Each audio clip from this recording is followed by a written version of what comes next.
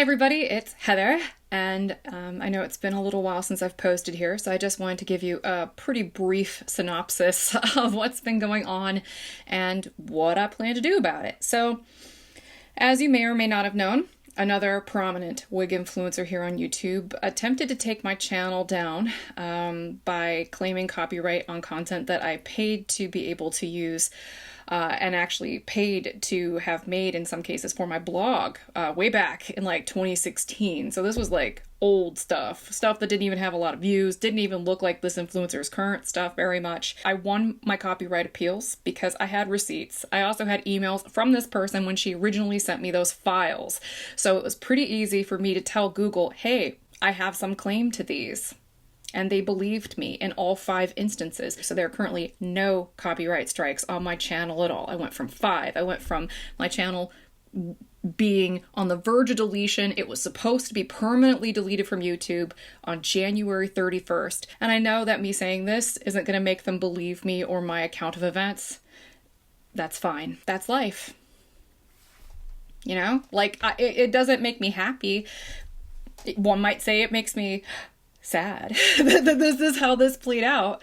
But you know, again, that's life. I moved on. I started moving that content to Vimeo. I started moving it to Odyssey. I started moving it to its own standalone channel. And I may still keep doing that because I want people to have an opportunity to see the progression of how I have evolved from 2013 until now. I want them to remember where I started, that, you know, there was an evolution and there was a growth curve. And so, you know, from here on out, I think that this has basically shown me that I need to be more insular, that I can't give anybody else a platform in the same way that I gave this person, which is a real shame, but it was a good lesson to learn. And for that, I'm grateful to have learned it. I just wish it wouldn't have had to be such a public, ugly lesson. I do think that it is also pretty unfortunate that, yeah, lots of this is unfortunate. Let's just keep it at that. So here's what I just want you to know. I want you to know that I'm very grateful to everybody who stood up for me and expressed their support in this situation. It was incredibly meaningful.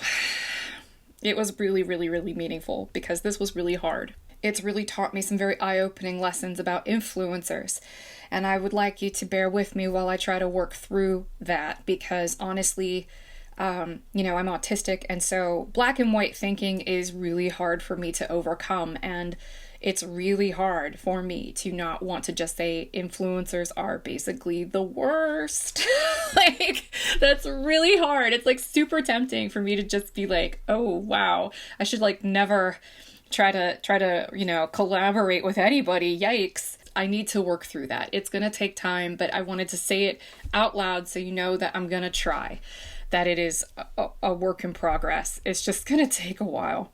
I'm no longer very interested in doing name brand wig reviews, and that doesn't mean that I'm never going to do another one again, but I've done about 1,258 name brand wig reviews since I started, and of those, I think maybe only 10 were sponsored. So let's just say I've spent a lot of money with these brands to make this content, and it definitely feels like, you know, it's not a waste of time because it was useful to my audience, which is why I don't want to say I'm never going to do it again, because I know that if something's real juicy, I should talk to you guys about it. But I'm not interested in being used like a shill. I don't want to become, you know, a folksier version of QVC. Like, that is not anything I've ever had any interest in. And if you watch my videos from the beginning, you'll realize that that was never really something I had any interest in doing. You know, and I definitely feel like it's, oh God, it's so hard to say this without sounding rude, but seriously, I feel like it's kind of a slap in the face when influencers who are new to the scene or people who work for competing stores seem to get like privileged treatment, and I get snubbed. I get kind of sick of it after a while because when other people get these things for free, I don't begrudge them that opportunity as much as I just scratch my head and go, okay, so why did they make me pay Like, why do the brands make me pay to advertise their brands for the for the past like 8.5 years if they're just willing to send them to other people for free and make them the faces of their social media and put them in their calendars and, you know, retweets and blah, blah, blah. Why? Okay, so clearly the game has changed. And I can either bang my head up against the wall and be like, life is super unfair, woe is me. Or I can be like, yes, things have changed and I have to change too. And that's basically what this comes down to at the end of the day. I need to change my content strategy. I need to do something different. I need to find something that is going to be meaningful, engage you guys in conversations, sometimes about stuff that isn't hair related, because we're women, we're nuanced. There is more to us than just our hair. But my North Star in this entire endeavor to try to like experiment with new content, see what works for you guys and what doesn't, what works for my patrons and what doesn't, is, you know, I want to make this an ongoing dialogue with you every step of the way. So that way, when we stumble upon what works, it's an organic process and it's not me doing something selfishly as much as it is just me adapting to the times and doing something that still services your needs. And we can all still have a good time without it being a conversation about them. And without their videos constantly being recommended immediately after one of mine plays. There has to be a way for that to happen. And I think the only way to get that to happen is to stop making reviews. So Google and YouTube no longer think that this is a review channel.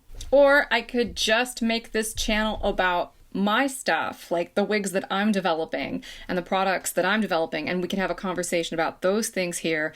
But then maybe I start another channel where I talk about things that are completely unrelated to anything that has to do with reviews. Because when it comes to the stuff I do day to day here on social media, like, I want it to be relevant to you and helpful to you and your life. And I want us to still have, you know, this time to just kind of kick it and have fun and talk with each other. But I need to do something that isn't related to reviews. So that way, algorithmically, I stop being associated with the people who did this to me. I've been doing the same thing since 2013. So if y'all have any ideas at all that are not reviewing wigs, let me know in the comments. I'm all ears. Please know that we do read them all. But I'm also not going to divulge any more details about what's going on behind the scenes because I'm ready to move on. Very ready to move on, particularly after not being able to post anything for several weeks. My poor channel. It's going to take me months to get over this algorithmically, but whatever, I'm not daunted. And thank you for watching. Clearly I've had too much caffeine because I can feel myself rambling. So have a great night, everybody, and I will talk to you again very soon. Bye-bye.